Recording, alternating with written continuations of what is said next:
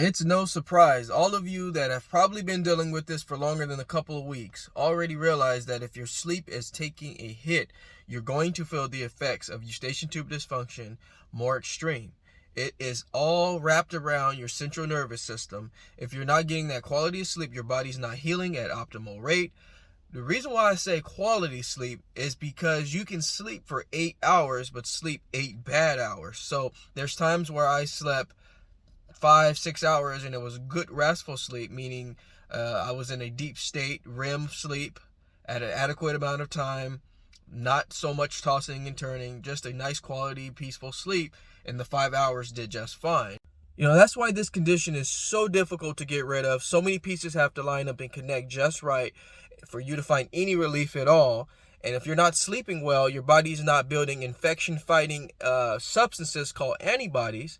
And if you're not getting that into your regimen, at least 5 to 7 hours of good sleep, you're going to face the consequences. And that's what's so difficult about it, because you're dealing with symptoms, and that's what's making it hard for you to get that restful sleep.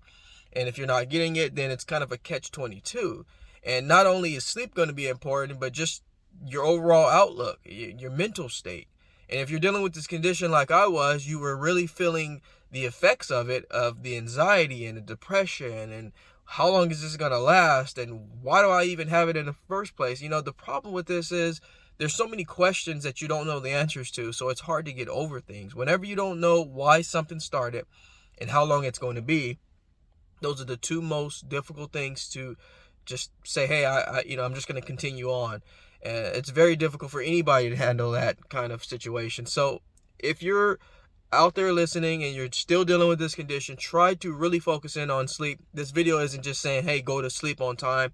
It's more to it than that. It's building up a state of motivation to try to commit to really falling asleep. So just do your absolute best to commit to a good sleeping schedule. You can incorporate chamomile tea.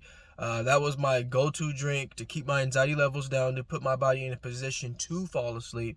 Limiting devices is going to be a great way. So basically, I'm just saying, when you used to just fall asleep before, try to actually think about what you're doing to get that good restful sleep now. So just doing a little bit more homework and a little bit more preparation. And I noticed that really helps turn things around, and that'll help you get over this condition. And that's a good start by getting sleep. I ask you all to subscribe to my channel so you can get the latest, greatest health and wellness videos, motivation, yoga, and meditation. But before I let you go, I'd like to leave you with one thing. Being well is feeling well. Feeling well is doing well. Doing well is living well. Take care, everybody.